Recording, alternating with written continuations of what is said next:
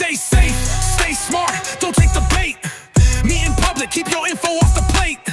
Check the seller, watch out for the fakes. Secure your payment, don't make mistakes. Transaction zones, yeah, they're the real deal. Public spots with eyes makes a scammer squeal. Bring a buddy, let your fam know too. Safety's the key when meeting someone new. Fake barbecue or a car that won't show. If it's too good to be true, then you already know. Research the listing, inspect the goods. Protect yourself, yeah, you really should. Counterfeit cash or refund demands. Don't let scammers get the upper hand. Use credit, PayPal where security's tight. Keep your funds and your info out of sight. Stay safe, stay smart, don't take the bait. Meet in public, keep your info off the plate. Check the seller, watch out for the fakes. Secure your payment, don't make mistakes. So whether it's online or face to face, protect yourself, keep winning the race. Stay alert, stay wise, and spread the word. Together we fight, let your voice be heard. Now let's get to the story. Yeah. And good afternoon to everyone. It's good to see everybody here today. And it's great to have you here. We have David in the background just waiting to join in with us.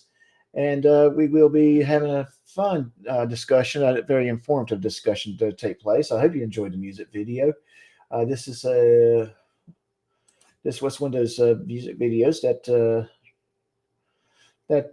we had fun. I put together with a song as I was putting together the presentation for our show. I used my notes from Copilot to help write the song. So I hope you find the video fun as well as informative. Now, first up, let's just go ahead and say hi to David, then we're going to play the intro. Hey, say David. hi to David. Hey, David. And Hi. Rats to the Moon is in the house as well as the MC did a guest. So we're having people joining us. David, did you like the video? Yeah, it was interesting. I like that. It's it's informative, believe it or not. That's interesting. Yes. And I'll go into a little bit more detail as to how I put this together and everything else. But I think first things first, I got to play my intro. Oh, yeah. Yeah, it's cool. Yeah.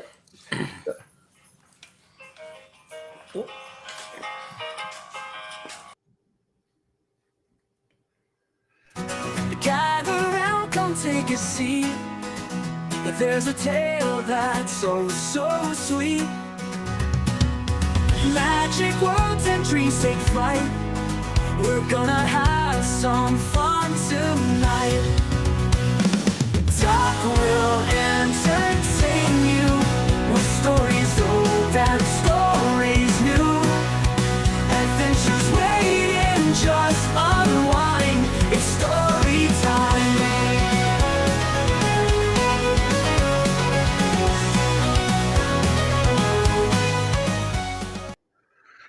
And we are back. This was always a nice little intro. So, David, are you there? Are you with us? Yeah, sorry. I had that phone call I told you I was going to get. I just got. So Okay. Yeah. But I'm here. I can stay for a few more minutes and then you switch over and then I'll be back. So, How's that for confusing? yes. So, we have earlier this week, I actually was watching a KT Said video, and KT was playing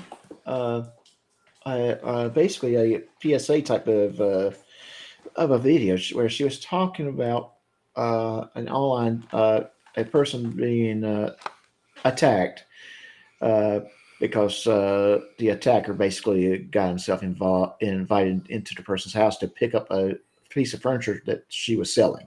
Right.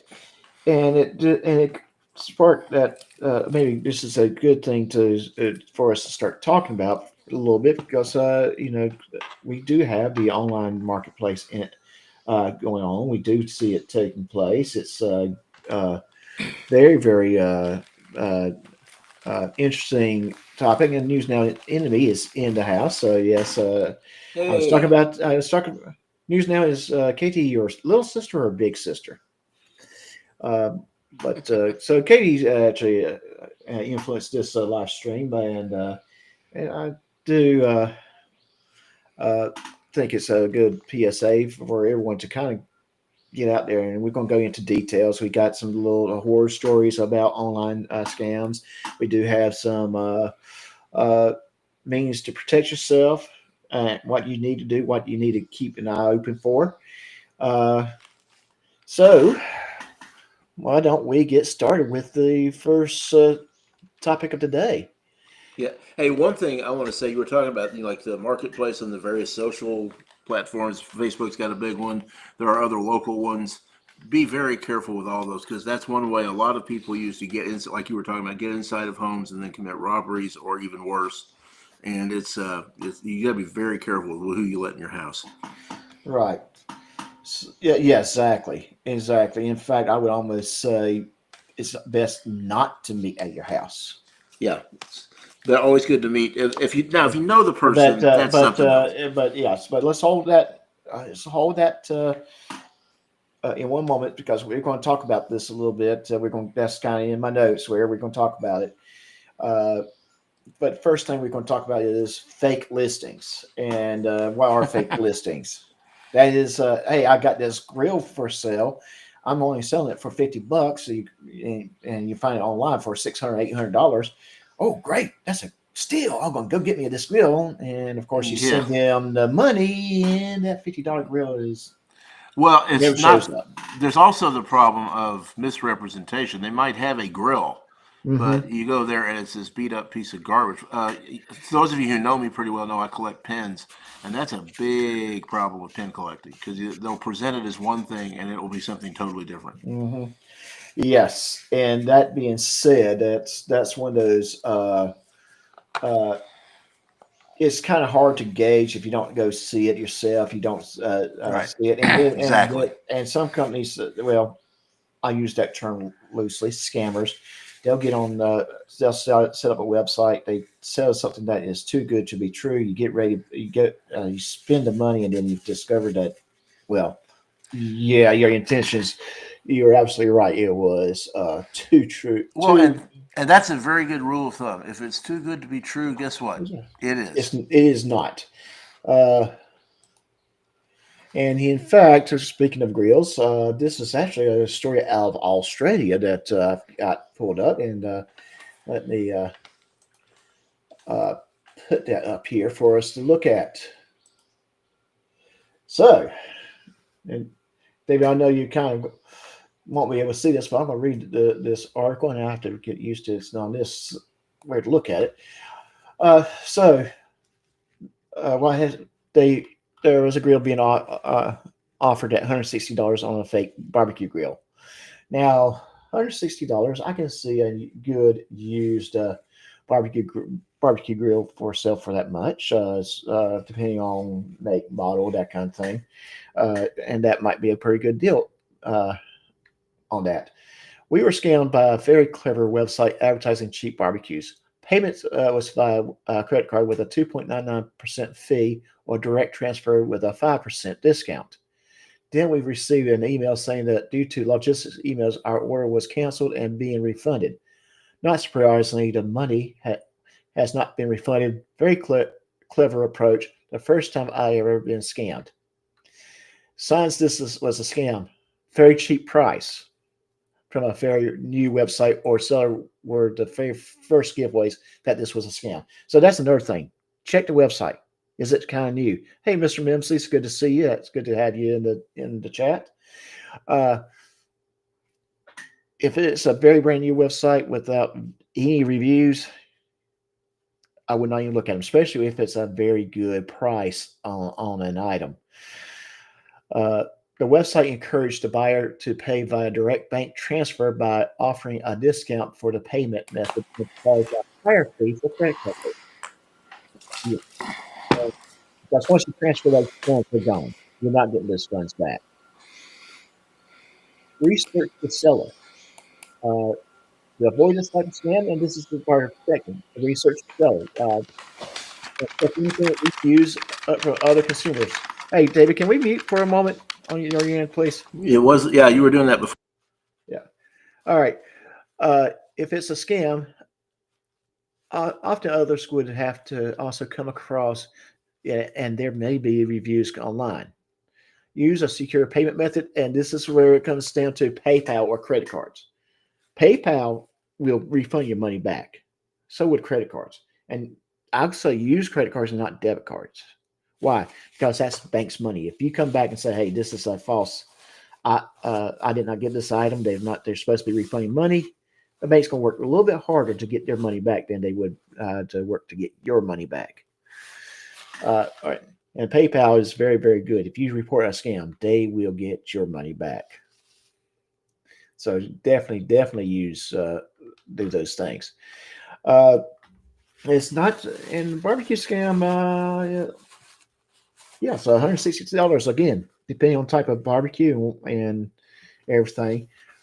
It could be a very, very good deal on a used barbecue, but or a decent price on a low end barbecue. But yes, I would definitely avoid those type of deals because barbecues are, if they're, especially it's mail order, it's going to cost almost that much money to have it sent to you.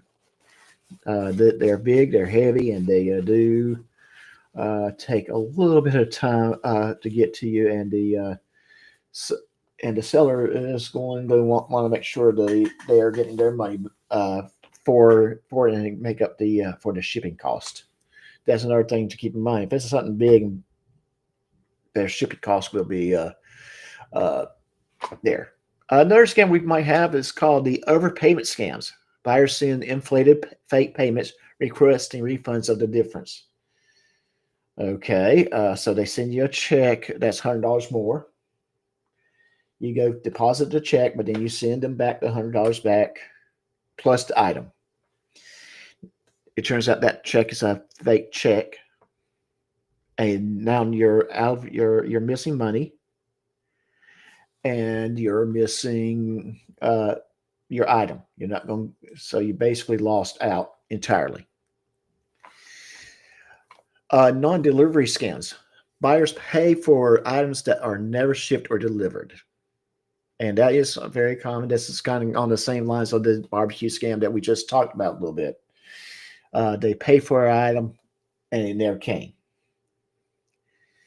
Phishing scams. We talked about phishing a couple of weeks ago. I don't want to go too much details with it, but fake emails or messages trick victims into sharing personal information, personal details. Those are out there. They are very much real, and it's one of those things that I would very, very I would be kind of curious about. Would definitely want to keep my eyes open for. You get those emails, don't respond to them, delete them. As one of my rap songs has said, delete that mess. Yeah, we go into now the romance scams. What is the romance scam? Romance scam is the person who entice someone, make them think that there's a romantic involvement. And here we do have a story about that, about romance scams. And let me throw that back on the screen. Stories from female victims. Go down to story 1 here. I fell hard for a man who called himself James Mayers. After weeks of messaging back and forth, I had received messages from him interested in getting to know me, but didn't respond. Several messages later, still didn't. Finally, after a week, he sent a simple hi. I took this opportunity to let him know I wasn't interested in a relationship, and that I appreciate making friends with whom I have things in common.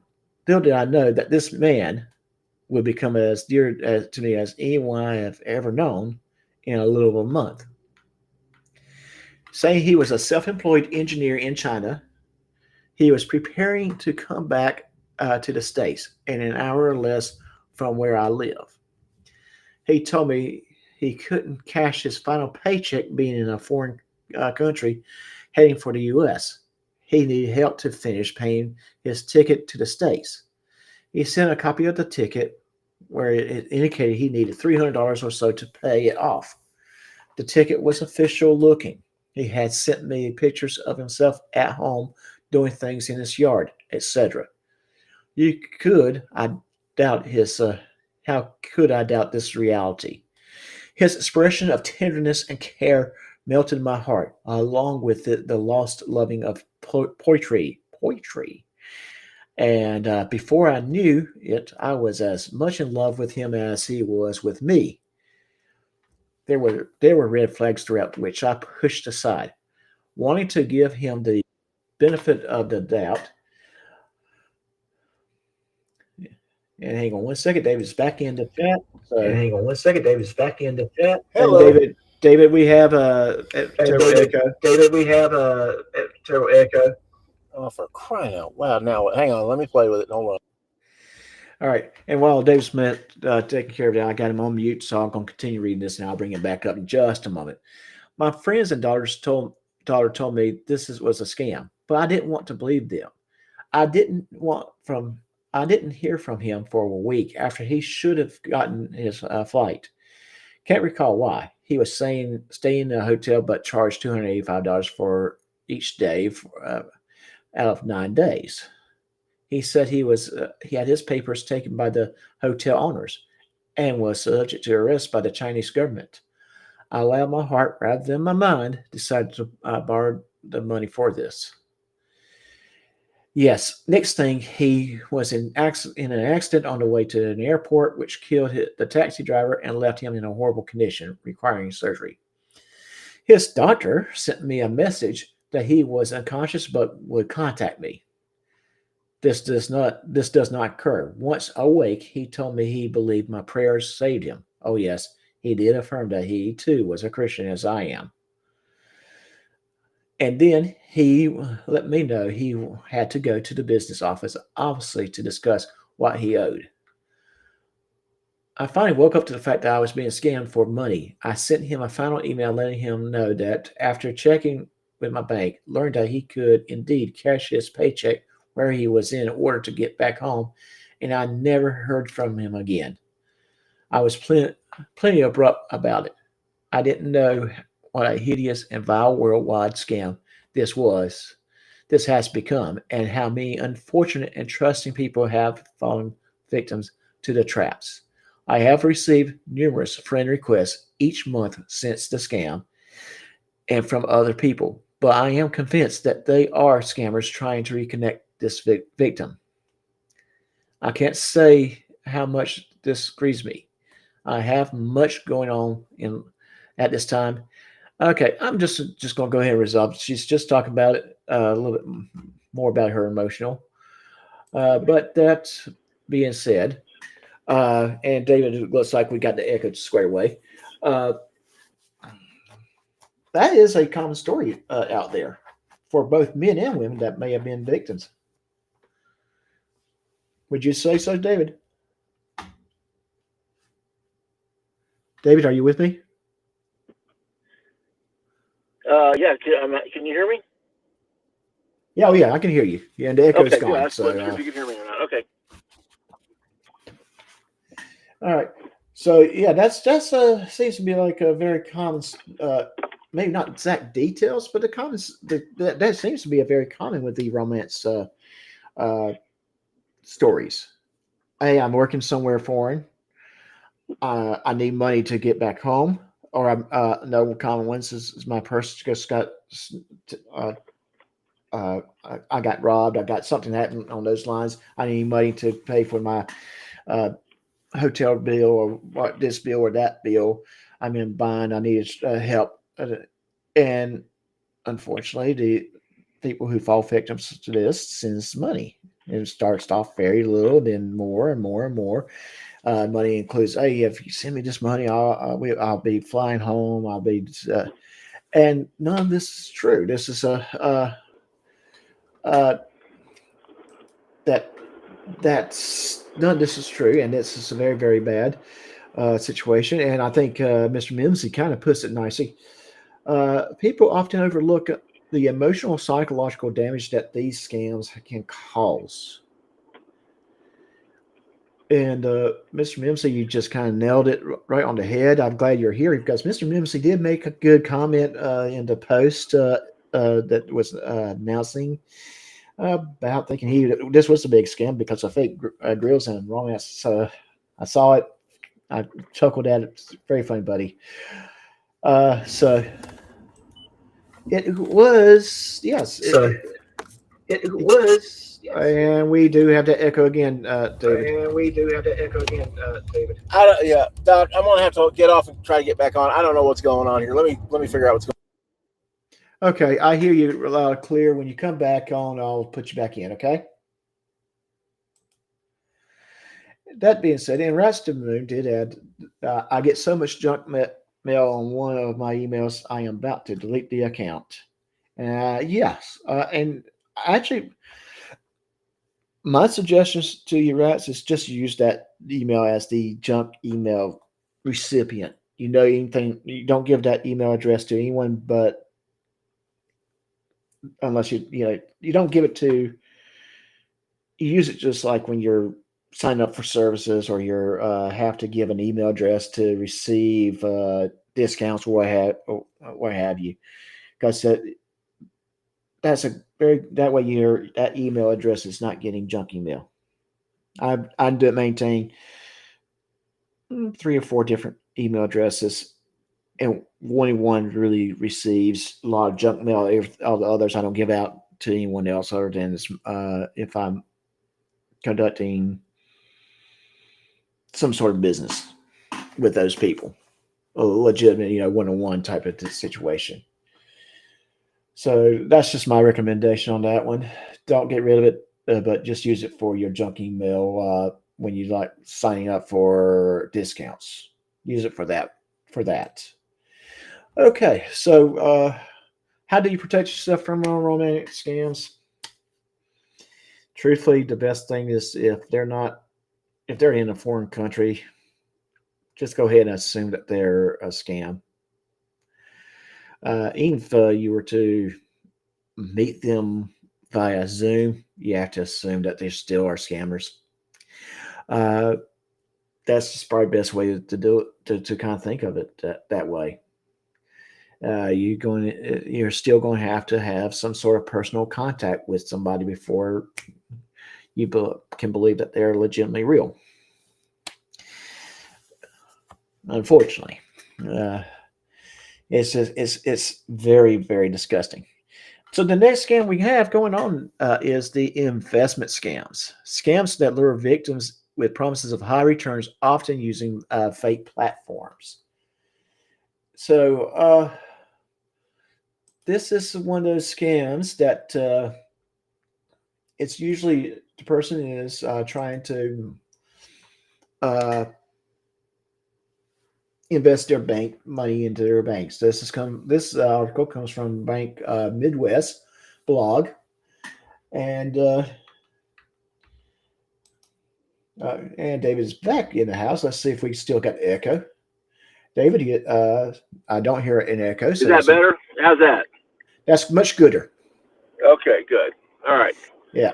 So we're now talking about investment scams, and we're going to talk about the real life story of Mrs. C's ordeal with an investment scam. So Mrs. C, a Bank Midwest customer, was contacted by someone on Facebook Messenger. And it goes back. And so, Dave, for right now, I do have you muted again. So I do apologize. I will bring you back as soon as I finish reading this article. Mrs. C, a Bank Midwest customer, was contacted by someone on Facebook Messenger claiming that to be a well-known figure. After building her trust over several weeks, the scammers convinced her to switch to a more secure messaging app, Telegram, to discuss foolproof investment opportunity. Mrs. C was instructed to open a Bitcoin account and make several deposits totaling $14,000. Initially, her investment account showed a profit of $500,000. However, to withdraw her profits, she would have to take what she needed to deposit $4,000 to cover fees. She didn't have the cash on hand to pay fees, so the scammer offered to deposit a check for $10,000 on her to her bank account. She then transferred the funds to her Bitcoin account. Every day, this account accrued fees, so the scammer sent another check for her personal bank account to cover them. When she tried to transfer additional money to cover the latest fees, she discovered her personal account has been frozen. This discovery was made while Mrs. C was traveling on vacation out of state, which that's kind of scary in itself. So anyway, this is what the bank did to help her. So the bank's fraud prevention department was able to contact her and explain that the checks from the scammer were returned as counterfeit, causing her account to be overdrawn. Horrified, Mrs. C expressed her distress and the difficulty of her situation. The fraud prevention manager calmly notified her that this was unfortunately a classic example of an investment scam, but assured her that the fraud prevention team would be there for her to give her the support she needed. They worked closely with Mrs. C, explaining all the red flags and giving her reassurances of how to protect herself from bad actors in the future. While the fraud team helped Mrs. C understand what happened and why, the local bank Midwest branch immediately contacted her son, who acted as her representative. They opened a new account online and deposited enough funds to cover the overdrawn account. This gave Mrs. C enough peace of mind to continue with her vacation. She expressed immense gratitude with the care and understanding shown by the Bank Midwest during her experience writing. I can honestly confirm I have never in my 69 years been treated so well and with so much compassion and understanding by any bank I have worked with and live all over the country for decades. We are still on vacation and enjoying our restored assistance. Thank you to all the bankers who made our recovery possible. So that was a very good job by the bank. They probably got lost. The bank did an awesome job taking care of her. But hey, you got to what? Again, if it sounds too good to be true, it's more likely not true. Hey, Rask, do you think if you could jump on with us, that'd be great. You do have a link in your email.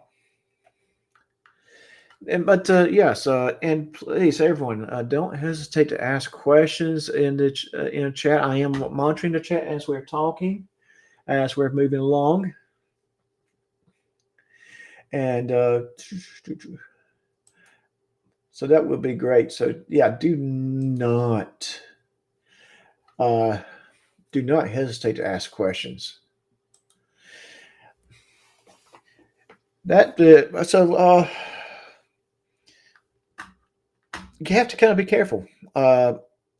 Work with trusted individuals, people that has a reputation of being good at investing your money, and don't look at getting rich overnight schemes. Those don't. They're, I would say, majority of the time, maybe almost all the time, are not real.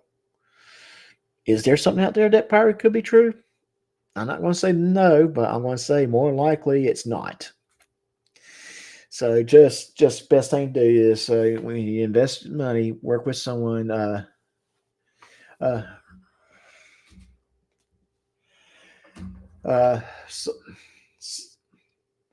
So that's just, that being said, that's just something to keep in mind about. And thank you, David. I see that you did text me, and I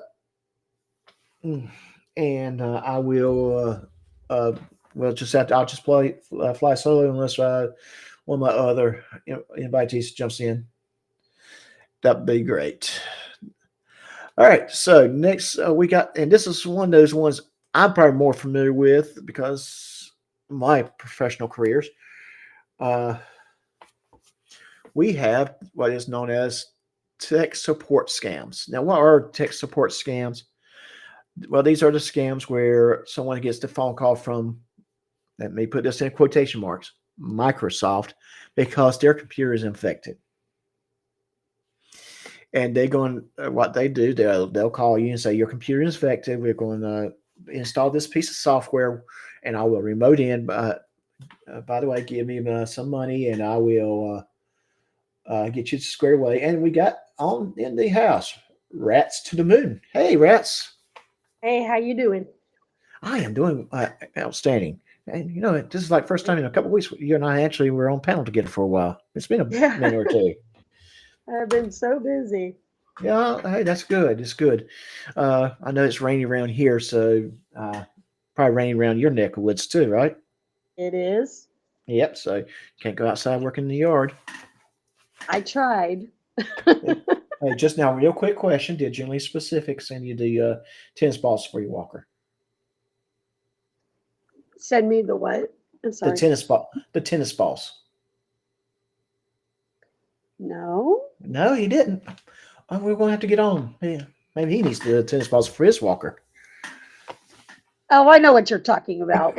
I'm getting off the stream. You're mean. No.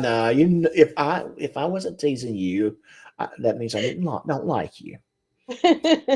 So, I know I have a little sign on my head that says "Pick on me." Yeah. Well. But I am talking about the tech support scams. Have you ever had someone call you and say, "Hey, your computer's infected. Let me remote in"? No, you have not. No, I've never had that one. Never had that one. Okay, it's actually I've had the romantics ones show up in my email. Oh, okay. You had the romantic ones showing up at random, and then you've never seen or heard this person before. Yeah. Yeah. Not interested. Too bad. Right. I have to watch those. Oh yeah. Oh yes. And that's just it. You know, you don't want people to take advantage of. You don't want to. There's so many different online scams, but yeah, the romantic scams. It seems like they come out of nowhere. You get that random email. It's like, nope, I don't. Nope, delete. Yep. Or my favorite. Or my favorite one is, yeah. Or my favorite one is I may posted something or commented on something years ago, and someone would reply to that comment, like like now, saying, "Hey, DM me. I got questions about this restaurant." I'm like, no, I'm not going to DM you. I'm not going to DM you. No. That was like 50 years ago, dude. Yeah, seriously. I don't even know if they're open or anything. I'm just saying, hey, this is pretty darn good. But tech support scams, this is a very interesting one. It's kind of one that I'm kind of a little bit familiar with because it kind of affects me directly in a way. And tech support scams is the one where, hey, I'm from Microsoft. We found that we think your computer is infected. We want to remote into your computer. We want to fix that problem for you. Oh, by the way, it's $50 for us to do this. Do you agree to it? Okay, thank you. Okay, download the software. The person downloads the software. They let the person into the computer. That's when that person is taking over that computer and probably can install the actual virus or the actual spyware or whatever else. So that not only are you losing your $50, but you're probably going to get your identity stolen. You're probably getting some more money taken away from you without you really realizing it until it's too late. I mean, they can do a search on your, what do they call it, keystrokes? Yes. Get your password. If you don't want somebody to get your password, you probably don't need to be letting somebody in like that.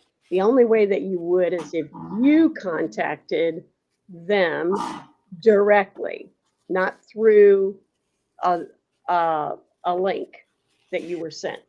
Right. And I'm going to tell you right now, Microsoft does not have time to go into to know if an individual's computer is infected or not. Right. They do not have that. That's not how they work. And I'd say this one is, in particular, is more of an interest to me because in a way, my job has me kind of doing that, where I have to call somebody. I I have people that access my company's resources through a personal computer, and if something's not working properly, that is company's resources, I have to assist them in getting to those resources. So guess what I get to do? I get to call these guys, these people, and say, yes, yeah, we got to report that you're having email issues. I got a So, ticket number. Now, luckily, so most of how them many know that times do you there's a get ticket. hung up on, Doc? That's just it. I have not. Really? And that one makes me kind of nervous. I think some of it is they also know they got a ticket. Okay. I think that's the biggest thing. They know that they got a ticket. They know that they have the ticket. A lot of times when I do call them, because my phone number doesn't even show, my company phone number does not show up as a local number for most of these people. It's actually a New Jersey number. But not all of our, but we're nationwide. So a lot of these people don't even pick up the phone. They don't know the number, so they don't pick it up. Right. So I know I'm right. going to have to leave a voicemail.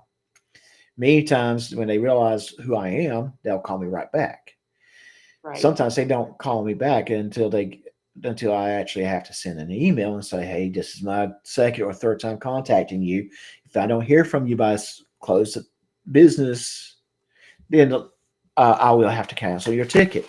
That's when they will contact me back. Usually, if they don't contact me back, I do close their tickets, but I do make 3 or 4 attempts to get in touch with them. A lot of times, a combination of email and phone calls.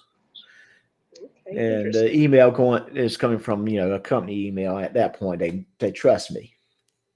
But I would not be surprised. In fact, I had one lady tell me I'm very leery about this, and I said, "Hey, ma'am, I don't blame you. Yeah. I don't blame you. I'm glad you are. I want you to be. I always worried that someone would not believe I am who I say I am. So this is but you can see where this scam affects me maybe in a different angle, because it makes my job a little bit tougher to do, to take care of my customers. And Well, I have a question for you. Yeah. For a possible another scam. Have you ever heard of one where they were using like a jury process? I think I have heard something similar to that. Okay, well, maybe I really send a summons into the trash. But if you think that summons itself is not legit, I would call the courthouse. Yeah, that's true. Yeah. Call the courthouse. Say, hey, I got this summons. Am I on your jury list? Especially if you're getting you live on the East Coast. If you got a jury summons from Seattle, Washington, you might want to call that Seattle, Washington, and say, hey, I never lived there. So I've never lived there. I'm assuming you never did. I just, but yeah. Wow. Okay. Yeah, but I can see that happening. I really can see that happening. Is it far from going there? No, not at all. But I can see it happening. And and thank you for kind of saying that one, because that kind of brings up my next hoax, the kidnapping hoax. And I'm going to this was where scammers fabricate abduction stories to extort money. Oh my gosh. Yeah. Kind of crummy, right? Yeah, that's really dirty. Yes, it is. And I got a story, but I can't post it up because something happened to my window here. So, I mean, I'm still alive. I'm still active, but it's just my window just kind of disappeared. So, on my computer. There it goes. What? Technology, you got to love it. All right. At least I don't have an echo this time. Oh, no, you don't have an echo. You don't have an echo, and that's great. I just kind of wondering what the heck's happening to my freaking computer. It's just like all of a sudden, hey, I disappeared. That's GS asked the other day, is anybody else having funky things happen with their phone? Yes. Well, yes, GS. And I'm going. If something happens, it's probably me coming back into it. All right, I'm joining back in. Uh, Hang on one sec.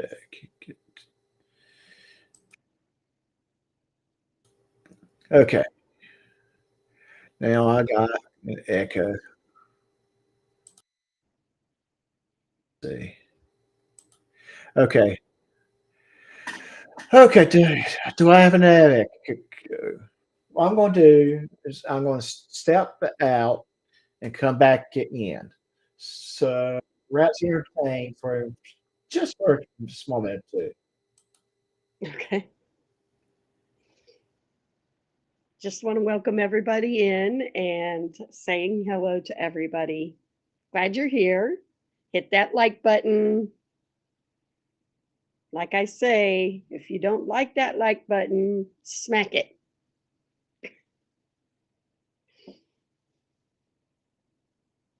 And if you all would like, you can put in the chat what kind of scams you all have seen. I don't know if I can check it. I'm afraid to touch anything. I can see chat. I'm reading McDilligas. After my mom died, she received a legit jury summons. I called and said she had died. They wanted a certified death certificate. Those are $10. I told them, oh, just come get her. Oh my gosh. Oh yeah, I'm gonna be okay. I'm gonna play devil's advocate on that one. How many people call and say, "Yeah, by the way, so and so's dead," and it's actually so and so sitting there next to them, and say, "Hey, tell them I'm dead, and they won't never ask me again." So I'm playing devil's advocate on that one. I can see why the county would want that death certificate, and because too many people, Sorry. yeah, too many people are trying to get out of it. But we were talking about kidnapping hoaxes when my Yes. system started going haywire, but we're back up. So it's basically a scammer is trying to say, I'm kidnapped. I need, and please give me some money. And I do have an online story about that. And let me see if I. All right.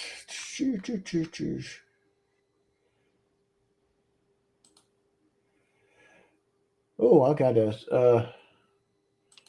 Let me do this. All right. I got to share it again because of all that. Uh, all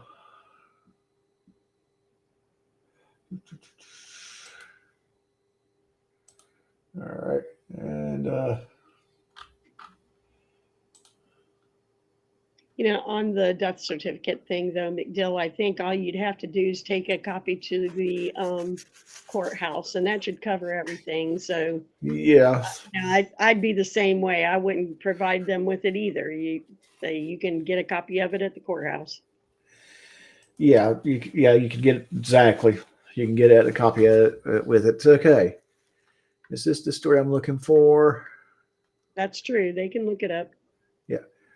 For Okay, free. I think so.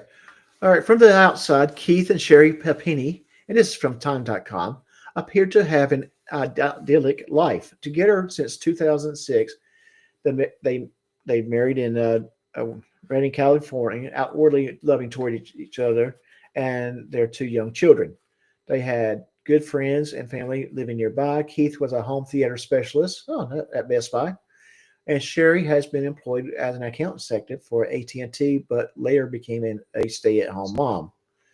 Then one day in late 2016, Sherry disappeared, kicking off a nationwide search. About 3 weeks later, on Thanksgiving, Sherry turned back up. She claimed she had been abducted, branded, and tortured by two Hispanic women before being released on the side of the road. It was captivating story, except none of it was true. Perfect Wife, The Mysterious Disappearance of Sherry, new three-part Hulu docuseries from filmmakers Aaron Lee Carr and let's see. Yeah, just some of her credentials. Investigated that revealed how the wife and supermom faked her own kidnapping. Sounds like something I probably want to watch myself. When was this article written? 2024. So this is probably still available on Hulu, I would think. It was released on June 20th of 2024. On November 2nd, 2016, 34-year-old Sherry vanished. She last been seen jogging in her neighborhood, leaving her cell phone and earbuds with a few strands of blonde hair attached to them. 3 weeks later, on Thanksgiving, she reappeared.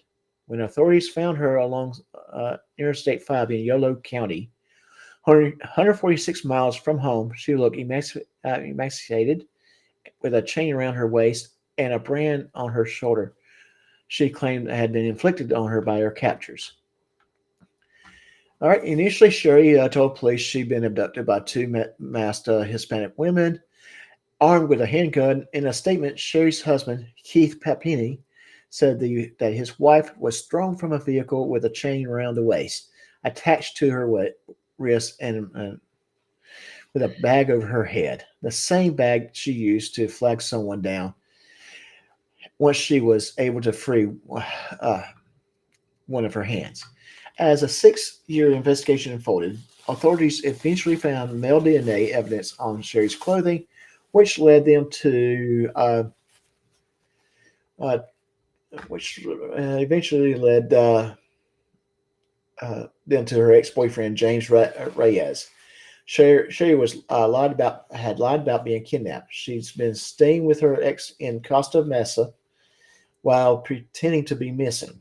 Later, Reyes confessed to authorities that Sherry had asked him to hit her, which he refused to do. Ultimately, he agreed to hold a hockey stick to her to run into, and he hit her with hockey pucks.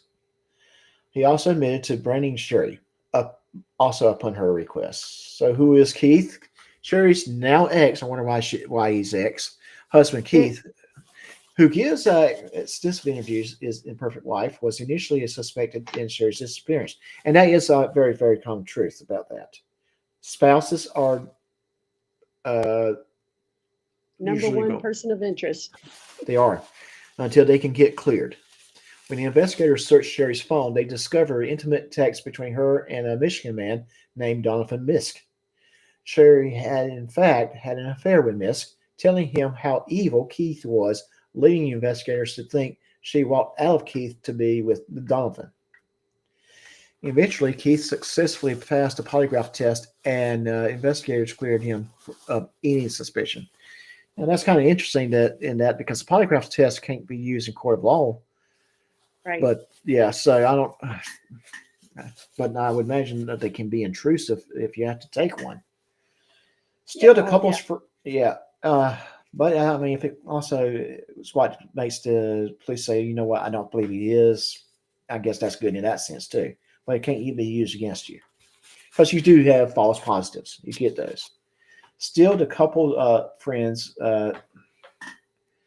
Still, the couple's friends had lingering doubts about Keith's innocence.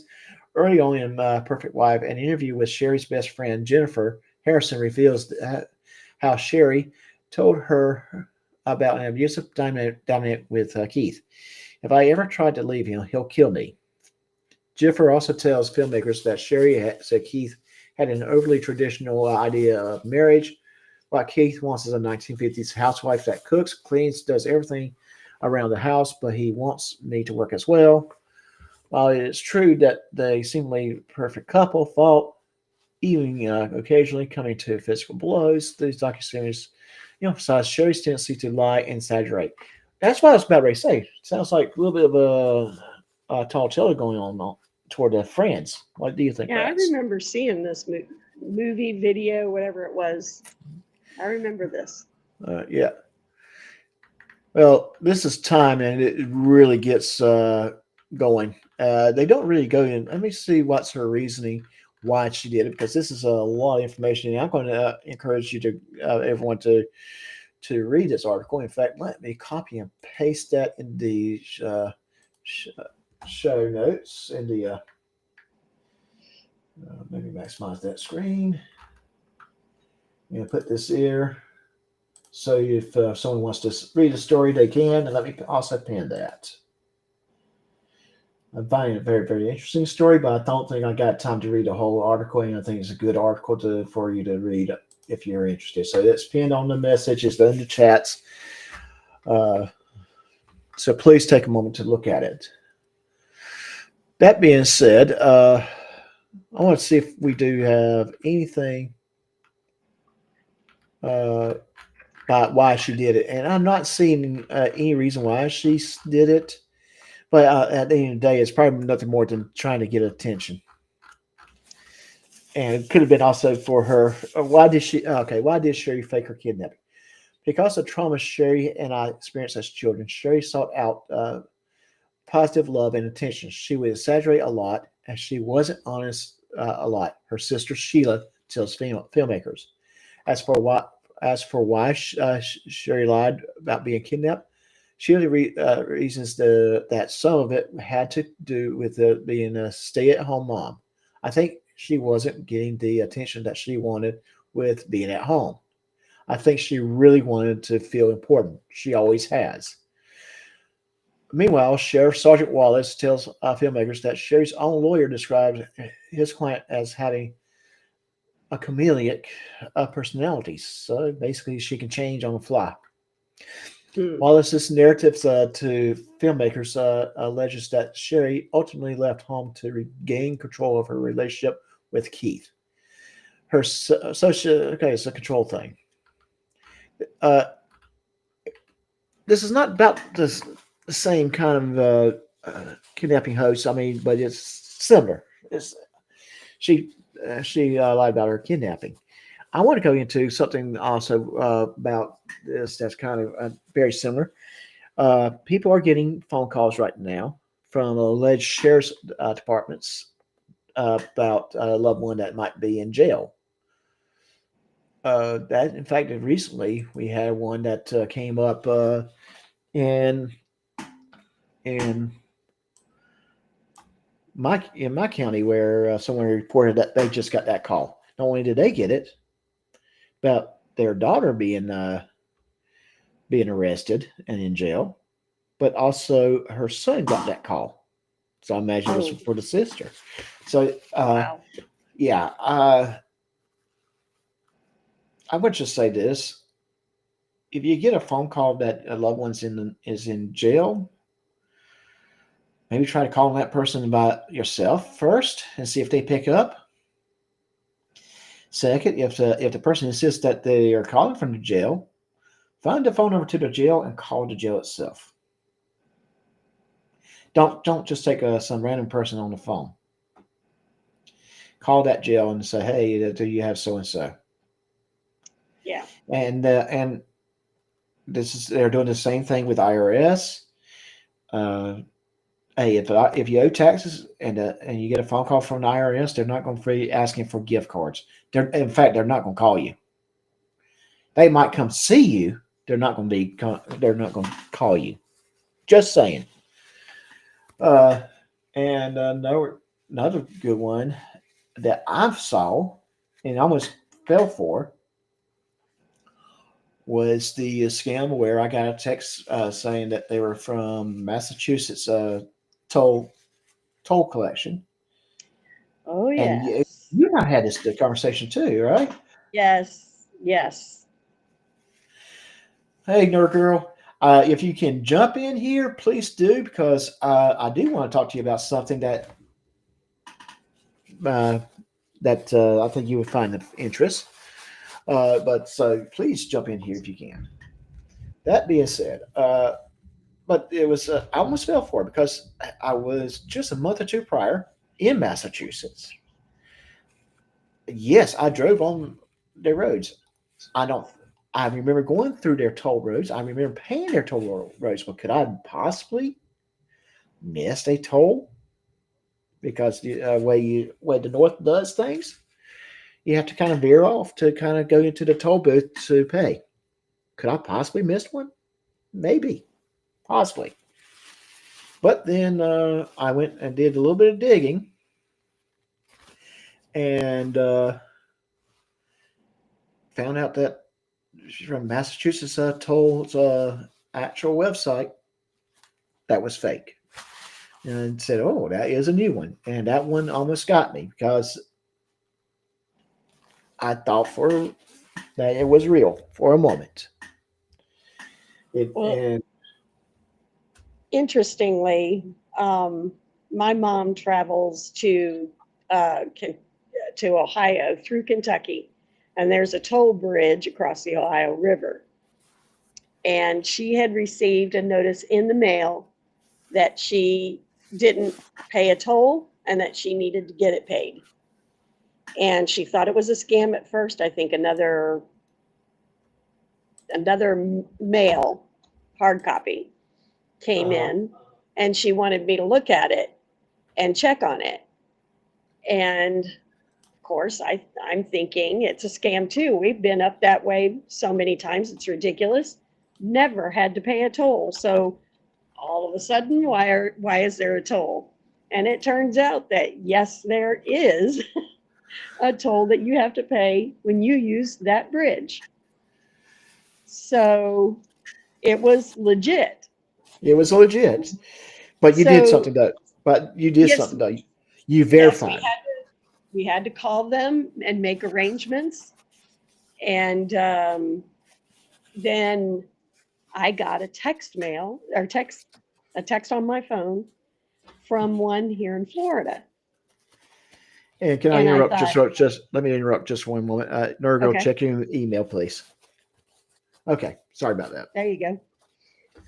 Yeah. And so I found out that there was one that was pending regarding me, but they sent me a text. And I thought, okay, first of all, I don't have a car. I haven't had one for a year. So it can't be me. And if it was any vehicle, it would have to be my mom's. So they wouldn't contact me. They would contact my mom through her license plate, Right. because that's how they got her for the Kentucky one.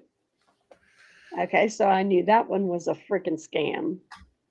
So, logic has to play. Y'all have to really think about, have I been on those roads? And they'll keep on after you until they get the right state. Until I was there, just like what you said. I was in Massachusetts, but was I on one of the toll roads? I'm not sure. Yep. Yeah. So you have to, really check it and be careful. Don't get pulled in. Verify, verify, verify. Mm-hmm. I think that's really ultimately at the end of the day is many people just want to trust, and unfortunately, Yes. we're in a society where that you can't just trust. You really truly have to verify. Yeah. With everything, especially with someone that you don't know. I kid about it. Sometimes I joke about it, but I say a certain YouTube creator or former YouTube creator, I guess is, I guess he's current right now. If he tells me the sky is blue, I still want to step outside and verify. Right. Because he still has a tendency to not be truthful. I won't say names. Absolutely. But I think a lot of people kind of will know who I'm talking about. I do. I know you do. And that being said, and I'm to the point with everything now that I'm going to verify. I'm going to verify the story you're telling me. I'm going to find out, are you trying to hose me or not? And Right. we do have someone else that just popped in. I bet you it's Nerd Girl. Yes, it is. Let's It's me. Can you hear me okay? Oh yes, I hear you good. Much better. Oh, now we got an echo. Dang it. No. Say it isn't so. No, echo. No echo. Okay. I All don't right. hear an echo. Yeah. Yeah. I'm good now too. No echo. No echo. No. That's outstanding. So, yeah, this is a very, very interesting topic. At least we get about that about uh, new ones. You have to really kind of watch out because that whole Tolto one, yeah, almost got me, and it almost got me because I never saw it. Nerd Girl, have you ever seen that one? To be honest, I have, especially because I do travel for the day job, and Right. sometimes when I travel, I have to do the rental car, and I would normally travel in states where if you have to take a toll, it's like linked to your license plate, Right. and the whole toll charge would be on my final rental bill. Right. I have gotten a text like maybe 4 or 5 months after a trip, and I'm like, wait a second. I look through the receipts and pull everything up, and sure enough, everything already got paid. So I'm like, nah, no, we're gonna delete. We're gonna delete you right now. But thank you, Yeah. thank you for trying. You're the Well, here's the thing, though. I would not think that they would text you directly. They would be contacting the rental company and tell the rental company give me money, and then the rental company Right. would turn around and send you the bill because you don't have an agreement with a toll authority per se. It's the rental company that does. absolutely. So the car is not your because the car is not yours. So they have the contact information from the rental company. The rental company would have to look and see who had it, and I would hope that they would not just release your information without, I don't know, a warrant.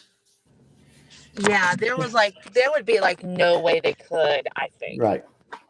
Yeah, and that's kind of another thing too, especially if it's a state that you know you drove through there, but it was a state that how's the best way to put it? The state that you're driving a rental car. It Uh, varies.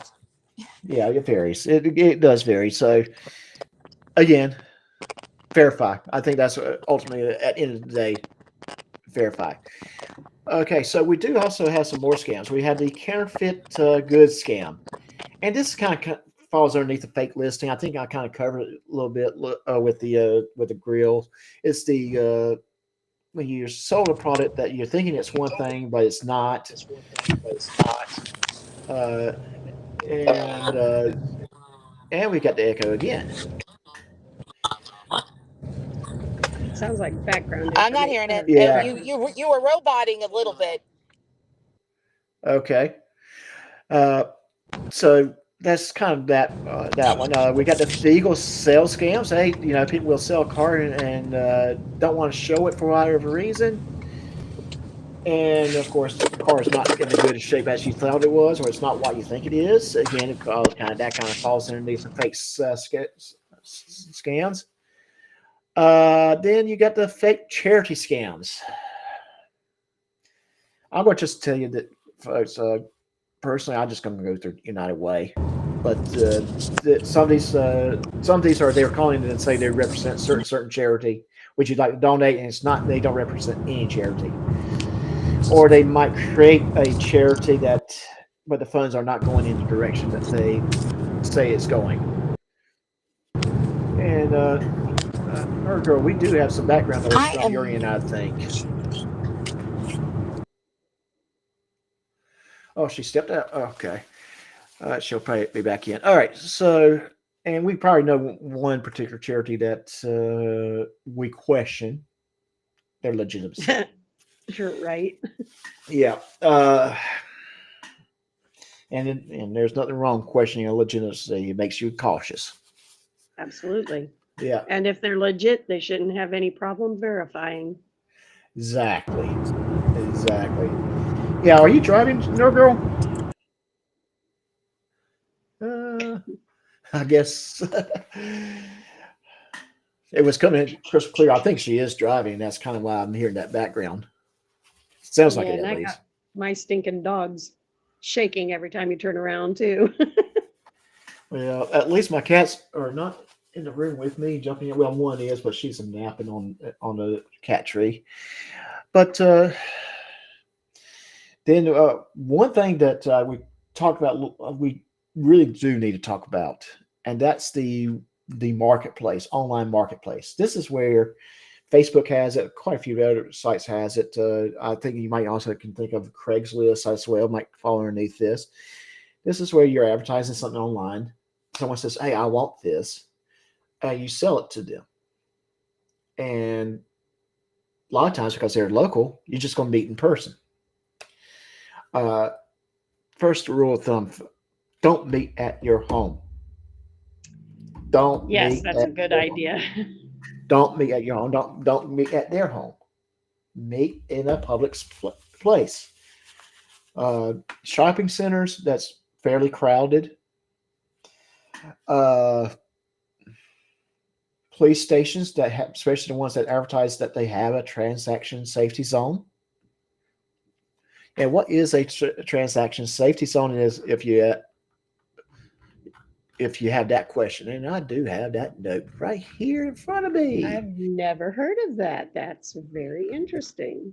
So, transaction safety zone is a zone that's usually it's a designated area, often set up by local authorities, where buyers and sellers can safely meet to complete an in-person transaction with online marketplaces. These zones are typically located in public places such as police stations, parking lots, community centers, or other uh, well. Uh, I'm sorry. Hey, there we go. Can anybody hear me? Because I Oh can't yeah, I even hear hear you now. myself. I hear Ugh. you. They are designed to reduce the risk of scams, theft, or harm during exchanges. Their key features that they do have surveillance, so cameras are everywhere. They are visible. There's visibility everywhere, and they're accessible. And yes, Nurgle, we did hear you. So, so those they're around. Call your agencies, local police departments, fire departments, or whoever. Find out if they offer such zones, and definitely use it if you don't have a good place to go to. Yes. And I'm going to tell you why. Uh, in fact, I'm going to show you why.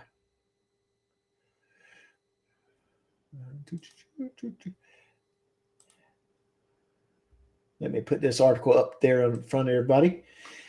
North Carolina man accused of murdering woman after online marketing place meeting.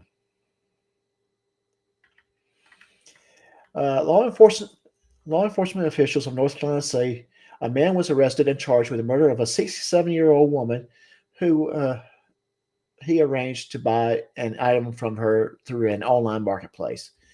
On the morning of May 24th, and this article was written in 2024, officers were called to a traffic accident in Greensboro. At the scene, they found Catherine Holmes in the car suffering a gunshot wound, according to police records obtained by WXII. I think that might be a television station. Police said the crash occurred as a result of the shooting. Holmes' daughter told the Greensboro News and Record that her mother was shot in the neck and was unable to move her foot from the accelerator. The victim was transported to the hospital, but she died 2 days later, officials said.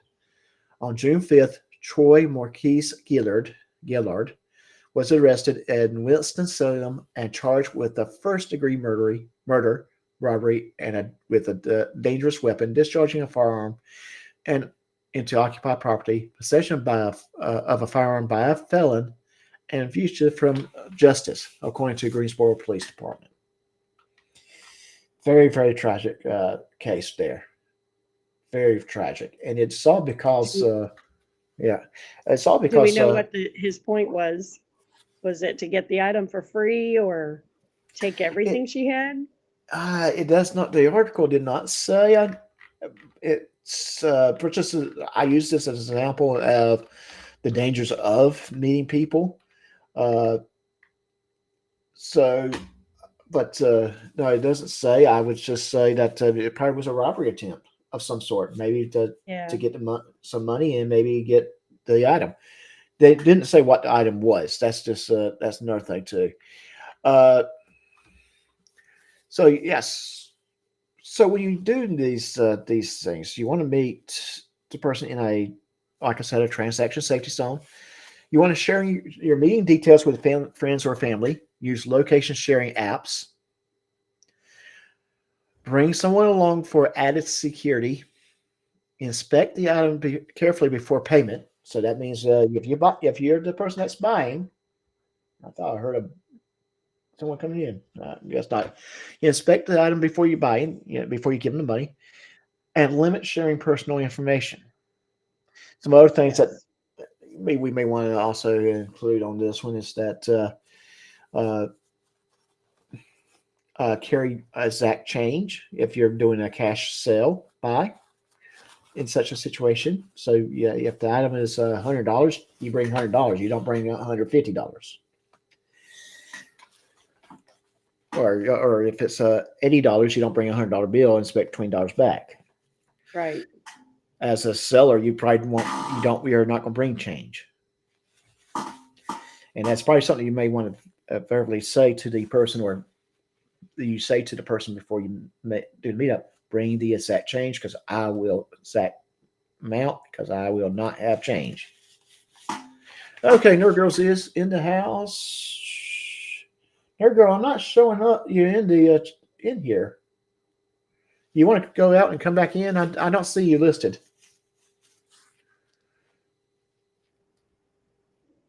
Okay, I hear her going in and out, but she's not showing up in my panel as being there. All right, so these are very, very good tips to kind of keep in mind, and it's just general online protection tips as well. Verify the identity of the seller buyer. Use secure payment methods like PayPal or credit cards. We addressed it a little bit earlier, but let's address it a little bit more. PayPal. If you get scammed and use your PayPal, they're going to get your money back. They almost are relentless in getting that money back. You're going to get you're going to get your money back from PayPal. Credit cards, it's the bank's money that you're using at the time when you make that purchase. So if it's a scam, the bank's going to do what it's going to take to get their money back. They may not work as hard for your debit card because that's your money that you used. So it's kind of bad one way. There she is. I see her now. It's kind of bad one way or another. Damn it. Pardon my language, but gee whiz. Hey, I'm not monetized yet, so we can markedly curse. I don't want to say curse because in the area of the word out of rat's mouth might be the F this and F that, but I don't want to encourage her. Oh, it could be like that, is it, Rats? I am innocent. Yeah, sure, Rats. Yeah, sure. Okay, PayPal or credit cards. Stay away from debit cards, especially if it's a seller that you're not aware of. It's one thing if you use debit card for a website that you know, like Walmart, Amazon, Best Buy, Well, for have example. either of you done an online not an online transaction, but like a marketplace transaction? I No. have not. No, I have not. No, I have not. No. I tried that once, and the person that I was selling to was being like extremely pushy, extremely aggressive, and I'm like, no. I'm going to tell you that when you're making those types of sales, usually they're not you're selling very, very reduced rate. I don't know. I would just rather donate the item and get a tax refund for the full purchase amount. Yeah, no kidding. Yeah. And I'm going to say also, because I was listening a little bit as I was trying to keep the bad karmic tech gods off of my rear end. Believe it or not, there is a lot of spots, especially if you do sell a lot on, say, Etsy or eBay or even Facebook Marketplace. call your local sheriff's department, because there are sheriff's departments and city police that will let you meet that person in their lobby and conduct the transaction that way. Yes, absolutely. In my hometown, they actually, you have to call ahead and make the appointment, but yeah, they will let you do the transaction either in their parking lot with a available deputy present, or in their lobby where it's like, yeah, there's cameras and closed circuit and everything. And I'm going to just say this: definitely call your agency in your town to see what they do offer to protect you. Absolutely. Not every agency, unfortunately, is going to be the same. So I do have some references, and I will actually list them in the in my in the video description. That's for everyone to kind of look at in the future. But these are from the FTC, Better Business Bureau, Internet Crime Complaint Center, and National Cybersecurity Alliances. And that's for your reading benefit if you ever wanted to just kind of look up things and just try and stay on top of what are some current scams. The biggest thing with scams is you got to be informed. You got to know things. You got to know how what's coming around. And then number one, ask yourself, is this too good to be true? We've heard that Trust saying. your gut. Yeah. Trust your guts. Yes. Trust your guts. Now, this has been a very, very serious discussion. Now, I'm so glad that Nerd Girl is here. And I'm going to tell you why I'm so glad that Nerd Girl is here. Aw. All right, what did I do? You didn't do anything. But I do consider you a subject matter expert. Oh, thank you. I appreciate that. And not on what we discussed, but on how I did my research. And that in a very, very near future, I'm going to want to do another episode about how to properly use AI like Copilot. Oh, okay. Yeah. Okay. Or any of the other tools are available. Yeah, there are. Yes, there are many tools. I use Copilot. I use Copilot because work uses Copilot. I'm getting very, very comfortable with Copilot. In fact, just this past week, the work of my job had taken us through a more kind of an advanced class on how to use Copilot to kind of create something. And I was amazed. I mean, I'm doing pretty decent, but they actually their lessons kind of made it for me. You can really, really do some good stuff, but Copilot does not do it for you. Copilot kind of you set Copilot what you're looking for, and it'll kind of go and grab some pieces for you, and you can say, well, let's take these pieces and let's readjust it this way, and it will readjust that way. So my research for this show was me just having a discussion with Copilot. And it started off with, what are some common online scams, marketplace scams? And it answered my question. Then I went and asked questions to go into more specifics. It gave me websites for me to refer to, reference to. It gave me my basically my notes to work with. I've been working with notes sitting on the computer screen with Copilot. Then after I got done with all that, I asked Copilot, and here's my exact question. Now, based upon the discussion, write a rap song on how someone can protect themselves. And guess what it did? Don't tell me it did. That song that I played at the beginning of my show is the rap song that the Copilot wrote. And Nice. now and then I took the rap song, I took the lyrics from that rap song, I put in another AI that put it with music, and then I actually made the video itself. I made the video and with finding some online royalty-free clips and put video together. And I think it came out pretty good. I don't know. I'm going to actually put out. I'm going to actually release that video for people to watch, separate from the channel, separate from the. Yeah, actually, I found a really interesting. Kind of makes me wish Katie Zed was joining us today, because I know she's into like the true crime and stuff like that. And I found this story that actually referenced AI. I believe, I think in Germany. I'd have to double check my link, but there is a man in Germany who is trying to sue ChatGPT for thinking that he wanted to unalive his whole family. Yeah. That's well. Germany is probably as weird as Florida, so. Yeah, it was something called that is a common term in AI called an hallucination. An hallucination is kind of like you're assuming something about the person that could potentially be not true. So he actually showed the screenshot of one of the responses from ChatGPT, and he was looking for advice on in relation to something. I don't remember, but the screenshot actually said, "At least you don't want to unalive your kids." And I'm like, what? That's weird.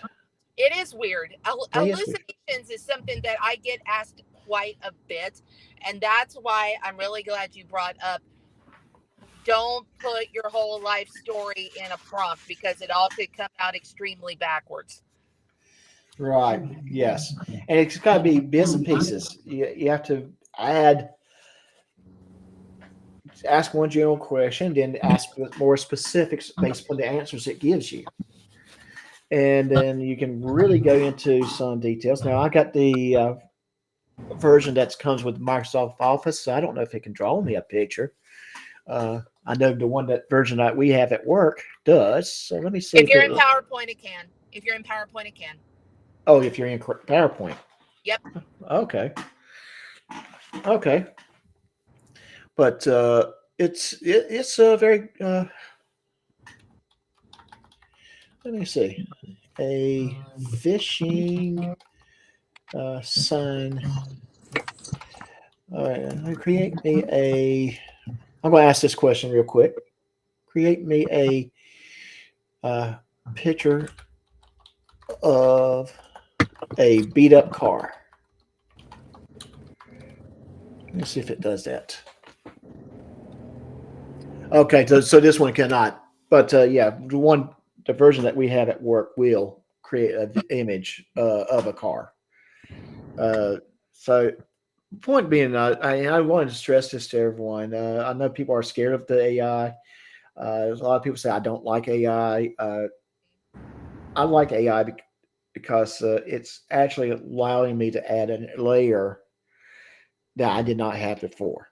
I can sit here and create original AI generated music that's based upon what the show is going to be about, and use it as an attention getter, I guess.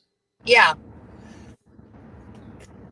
Now, I will be glad to say, hey, it's AI generated. I think but I had to come up with ideas. I had to tell it, this is why I want you to tell me.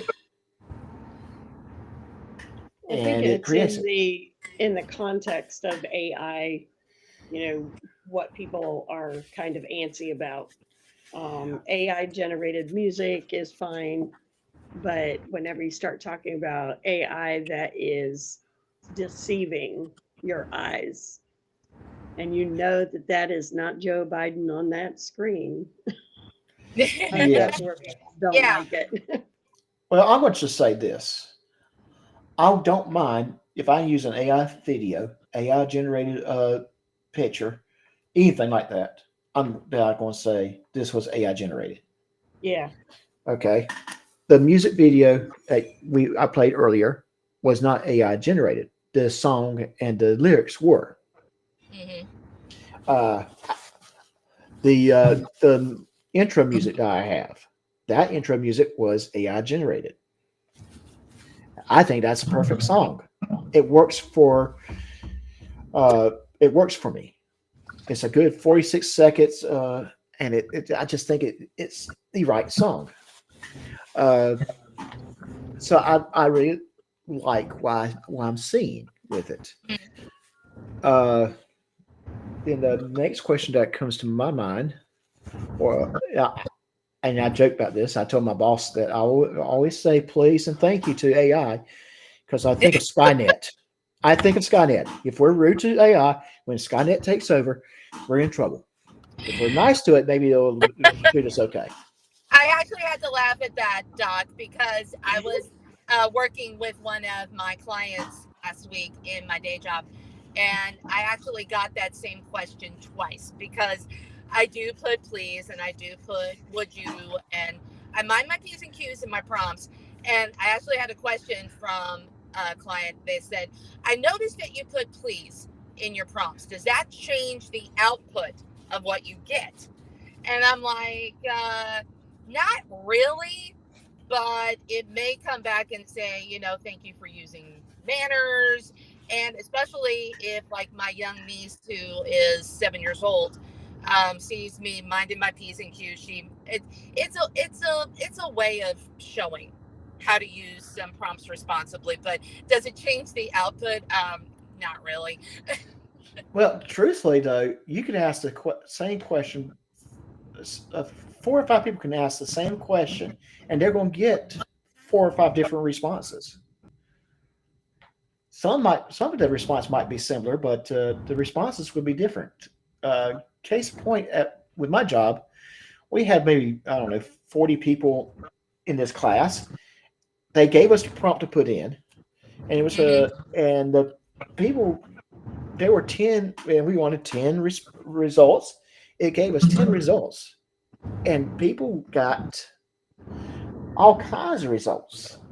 All of them, and like I said, they were very interested. But the lady that was doing the class showed me what she got, and then I looked at what I got. I may have got 2 that matched. So that's not really a fair question in my mind. Would the word please change the results? I would say you can ask the same question the second time. It's going to give you, possibly will give you different answers. Yeah, exactly. It's like if you put the same prompt in and it gives you one thing, because I've had this happen. You put one prompt in, it gives you an answer. You put the same prompt in, whether it's in one tool, you say you put that question into ChatGPT, and then you take the same question and you put it into, say, DeepSeek or Venice AI, and you could get something completely different. It's all in the language models, and how you word it is going to be the response that you get. Right. No, I don't necessarily say please and thank you. I have to Siri. So Yeah. thing is that, sometimes Siri pisses me off, and she says something that makes me mad because she didn't answer the question. And I say, hey, Siri, why are you such a bitch? And she says, that's not very nice. I'm not going to answer that. Rats, do you know my hubby, Mr. Nerd Girl, at all? Because we have some Google speakers in our house, and he does the exact same thing. Maybe he's my brother from another mother. Okay, I just got to find out. Hey, Siri, why are you such a bitch? I won't respond to that. Now, I do remember when Siri first came out, Siri was actually funny. You can put in, I see a little silhouette of a man. Uh-huh. Oh. Yeah. And she'll respond with the lyrics for Bohemian Rhapsody, but she changes a part of it, saying that she's just an overlooked assistant. Where it says, I'm just a poor bitch. There's an entire episode of South Park. I believe it's called and I'm going to apologize to people who are joining us live for the language I'm about to use, but it is the title of the episode. It's called White People Rehabilitating Houses or something like that. And Cartman actually took like Alexa speakers and the very, very early Google speakers that look like the models that look like air Yeah. fresheners, Right? and was doing a complete call loop on all of those speakers, and it was so funny. I have to see if I can find that. I was going to say, a bad thing is I still have that particular model. I have to. I do. That's still that one's still in the living room, but I do have one. But I do have the newer models. One in my office, one in the spare bedroom, and one in the main They're bedroom. always listening, Doc. Yeah. Listen. If the FBI is listening, they'll be asleep by now because I'm boring. Yeah, I actually got an invite, and somewhere in my house, I have the very, very, very first version of the Echo speakers. Yep.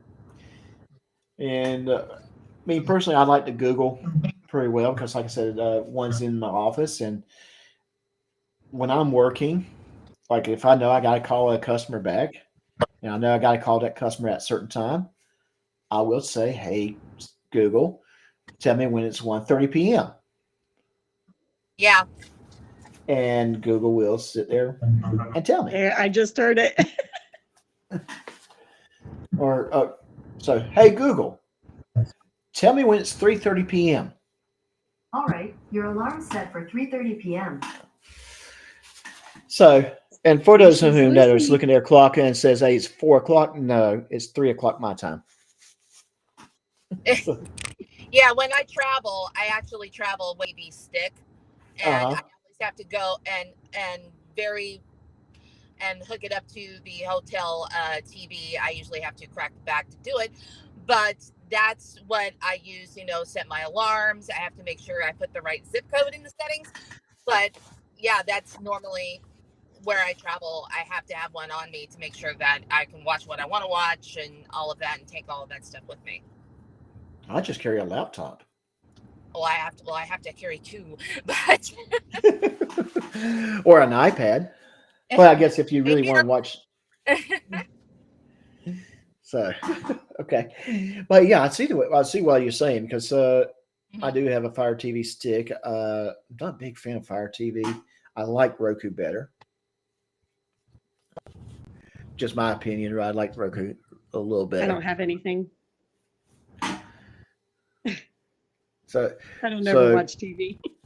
Yeah, well, I have to watch either Family Guy or The Simpsons as I'm going to sleep. Oh Lord. And maybe every now and then South Park. So okay, you just wrote. So Jen, you're roboting a little bit there. I'm sorry. I'm getting into a spot. I am mobile, but I'm getting into a spot where it's going to be cell hell. So I'm going to try to get out of it real quick, and then I'll let you know when I'm back. Okay. I'm going to put you in backstage then, and you just kind of yell at me in the private chat, okay? If you can. Is that fine? Is that good? You got it. Okay. All right. So I'm going to throw her backstage and back in the basement, and she will let us know when she's back. And yes, that's if you're from a certain area, you know where the cell phone hell is, where the areas that go blank for you. In fact, there's just one spot real close to my home that I know I'm not going to get anything for like 20 seconds as I'm driving through that spot. And then after that, I'm good. Jumping towers. Yeah, yeah, exactly. It's jumping to towers, plus some hills and that kind of thing. So I do think that kind of blocks the signal a little bit. I do live in a part of Florida, believe it or not, that's slightly hilly. No such thing. Oh, but I would really shock you if I showed it to you. There's some around me too, so I Yeah. can't say that, but probably because of days gone by when all of Florida coast used to be in the ocean. Yes. Possibly that is true. Now, Florida is a wonderful state to visit. This time of year, I love this time of year, except for today. Today it's rainy, but this time of year it's not too hot. It's wonderful, wonderful weather. Uh, my part of the woods, and that's kind of literally and figuratively. Uh, the beaches around here are very, very nice. Nice, beautiful blue water. In some parts, green water. Yep. Yeah, and just very, very beautiful area. I used to live very close to Myrtle Beach, South Carolina. I did not go to the beach to go to the beach. I went to the beach to go to the shopping centers and the entertainment uh, that was associated with the beach.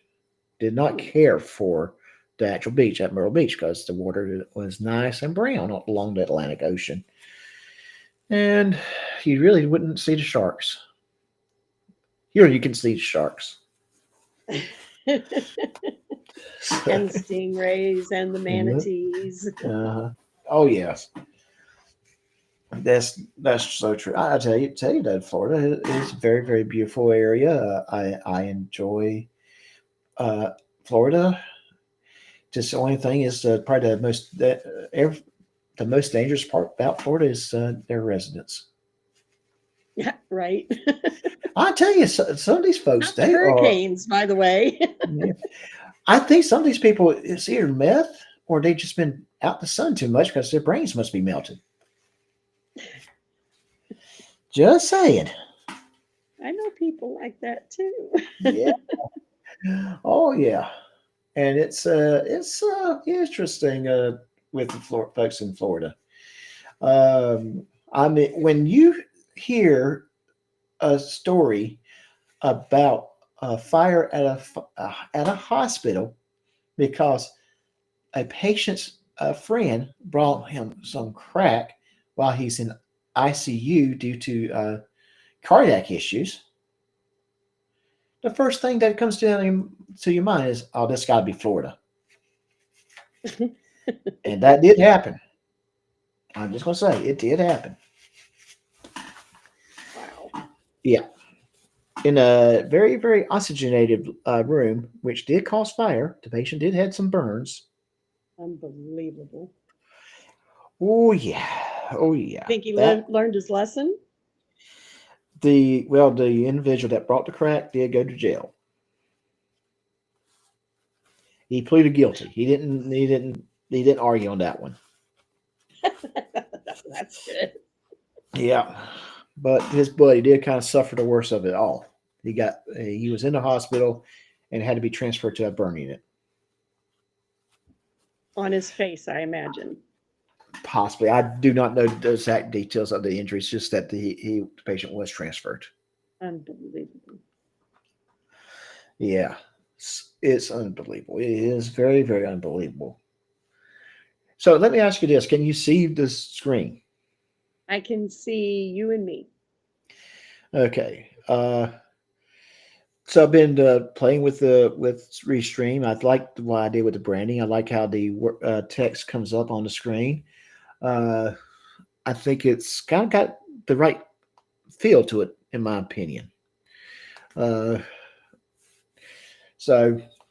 I don't know if you're listening, you hear this, kind of let me know. What do you think about it? And just a couple things to kind of remind everyone: if you do like the show, please like, subscribe, and share. Let your friends know about me. I hope can be. I want to be entertaining, and I am doing everything I can to make my shows better each week. I do this, and then if you do want to contribute, I'm not requiring it. I'm just asking. It'd be great. My Cash App is on the screen. Cash.app/$Dr. Lanu. Anything that you would like to donate would be appreciated. And there was one more thing. Oh yes, I do have merchandise. So there's the link. I do have the link in my channel description. So if you ever want that Doc Lanou T-shirt or the Doc Lanou or the Sippy Cup Shenanigans, and I'm going to have a new Sippy Cup Shenanigans story very shortly. I am working on one now, but I'm actually looking for a text-to-speech software to kind of do the narration for the story.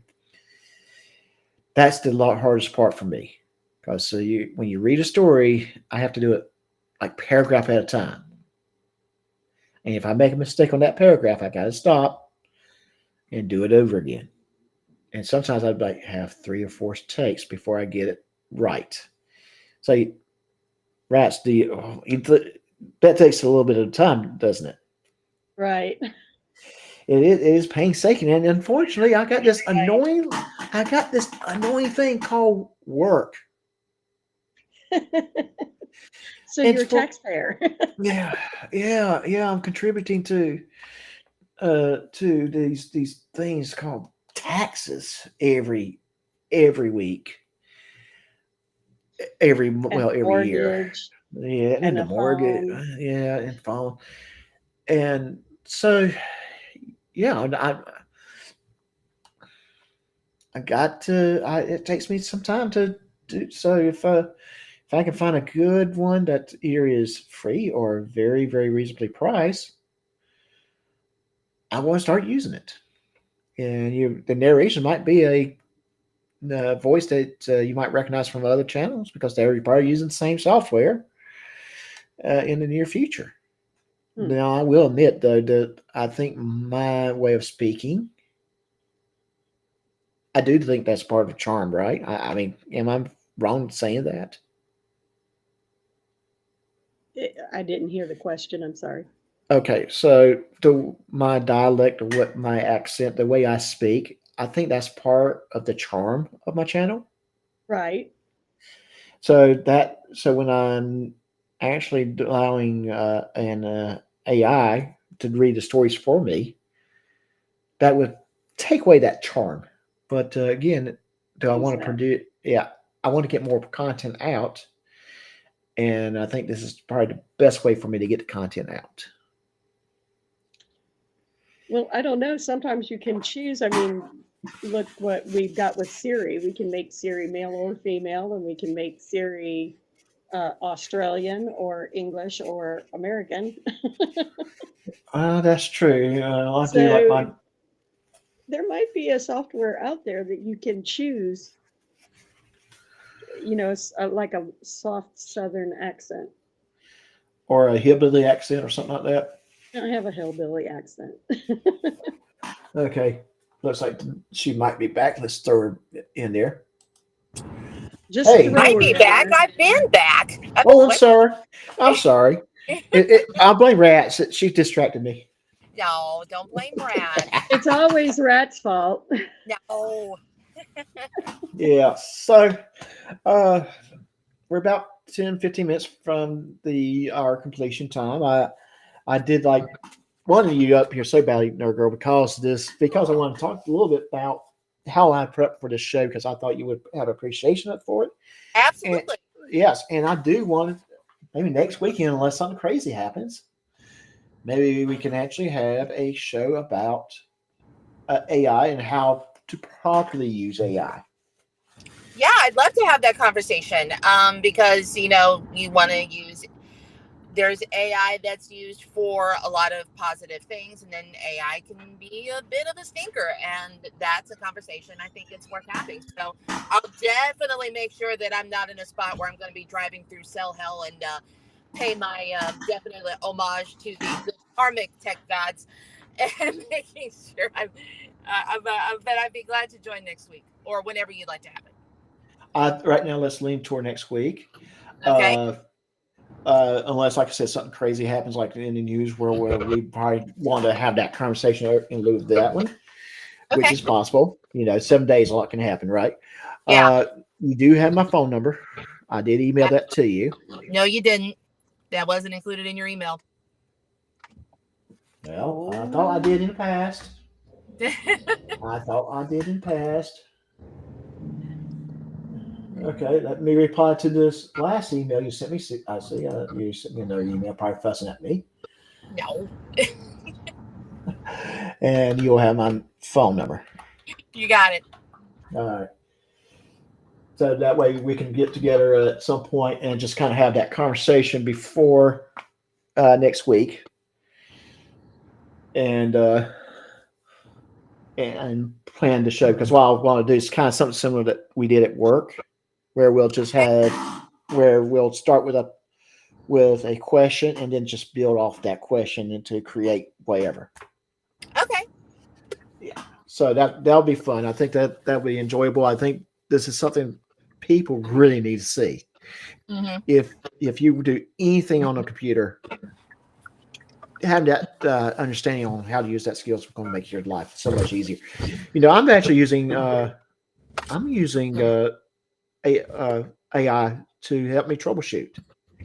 Yep, I will, especially for the tougher questions, because I cannot code to save my toes. So sometimes if I have a client that is, asking a specific code question, I actually had that happen where it will actually correct the code for me, especially if I use something that was in an earlier version and that terminology changed in the update. It will actually update that script for you. And I think that is, for coding newbies, that is a tremendous help. And I'm going to also go with something like, if you ever had the person ask you a question, what is the IRQ for or port number for such protocol? Yep. A lot of people know what they are off the top of their heads. I don't remember it, because I always say I have Google. Well, guess what? Yeah. I have Copilot. I can ask that question. I'll have the answer. Simple things like, when you're dealing with different computer manufacturers, you cannot remember, is it F10 to go to BIOS or is it Escape to go in BIOS? Yeah, or F6 or F8 or how do you put it in safe mode? Yeah, exactly. So, hey, there's Copilot. I'm going to ask Copilot. Yep. Or if I don't have Copilot available to me, ChatGPT is a good alternative backup. And some work better in one way than the others. I think Copilot does work very good in general. So that's my primary. And I'm waiting for Apple. Let you guys iron all the kinks out, and then I'll get back to that. Okay. Well, Rats to the Moon, I would like you to be there, because it's good to have two nerds talking about this stuff. But we do need that person that is not a techie to ask questions. If I had a computer, it might be helpful, but I have a computer, I just don't have internet.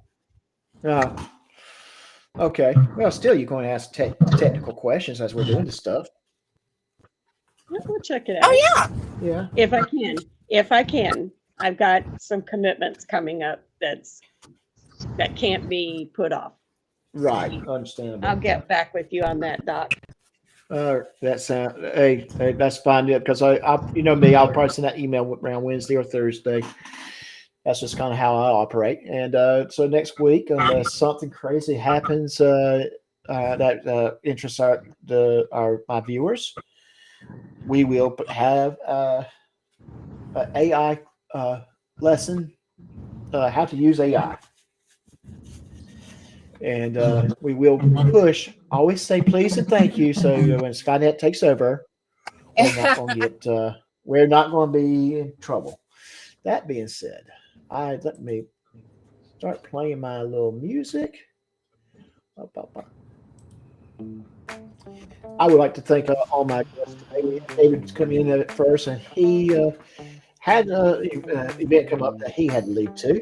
Rats to the Moon, thank you for jumping in. Nerd Girl, it's always great to have you. Hey, guys, great show, great topic. If you have any questions, you want to know a little bit more details, again, I'm going to put up my links in the show descriptions for you to go back to and read. Also, you can shoot me an email, ask questions. If you have story ideas, if you have topic ideas that you would like to present to me, send me an email, j.renewstories@gmail.com. Great to have you. Great for you to be here. Until next time, take care of yourself.